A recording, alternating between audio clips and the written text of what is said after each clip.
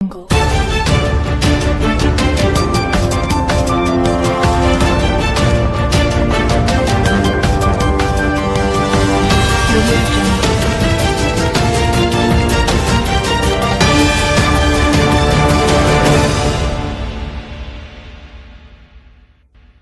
Prime news বাংলায় আপনাকে স্বাগতম।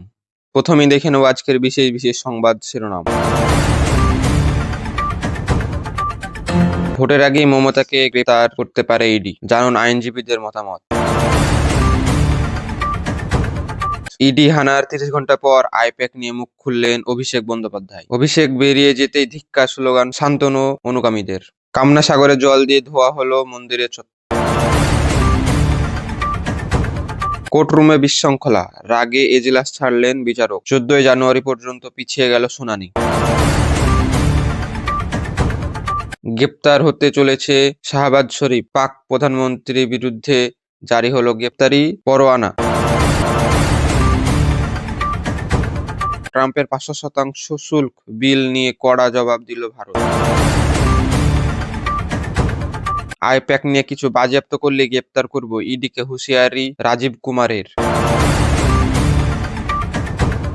সব পেনড্রাইভ আমার কাছেই আছে, ইডি হানার প্রতিবাদে মমতা হুঁশিয়ারি। 16 কোটির কারবার, আইপ্যাক নিয়ে বিস্ফোরক দাবি শুভেন্দুর। তৃণমূল সংসদের আটক করায় গর্জে উঠলেন অভিষেক বন্দ্যোপাধ্যায়।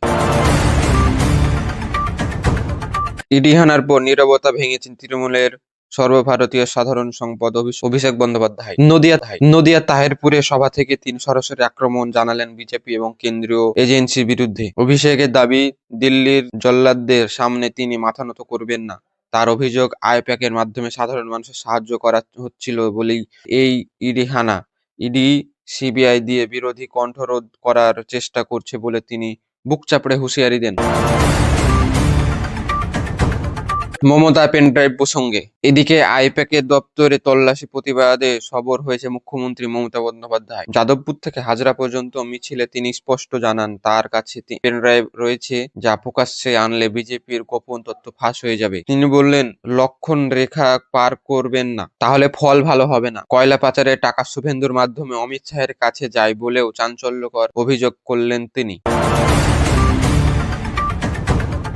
বিজেপির অভ্যন্তরীণ বৈঠক, বঙ্গে সফরে এসে রাজ্য নেতাদের কড়া বার্তা দিলেন বিজেপির সর্বভারতীয় সভাপতি জেপি নাড্ডা। নিউ টাউনে এক হোটেলে দিলীপ ঘোষ এবং শুভেন্দু অধিকারীকে পাশে বসিয়ে তিনি বললেন, নিজেদের মধ্যে লড়াই বন্ধ করে ঐক্যবদ্ধ হয়ে কাজ করতে হবে। তিনি নিজে স্পষ্ট দেন, আগামী নেতৃত্বই মূল চলাকালীন হিসেবে কাজ করতে হবে। আবহাওয়ার খবর, পাহাড় থেকে সমতল রাজ্য জুড়ে বদলে যাচ্ছে আবহাওয়ার মেজাজ। ধেয়ে আসছে হাড় কাঁপানো শীতল হাওয়া। উত্তরবঙ্গে ইতিমধ্যেই তাপমাত্রা পতন শুরু হয়েছে। আবহাওয়া দপ্তরের মতে আগামী কয়েকদিনের মধ্যেই প্রকোপ আরো বাড়বে এবং কিছু কিছু এলাকায় কুয়াশা দাপট থাকবে। আজকের মতো সংবাদ এখানেই শেষ। পরবর্তী খবরের জন্য নজর রাখুন প্রাইম নিউজ বাংলা। ধন্যবাদ।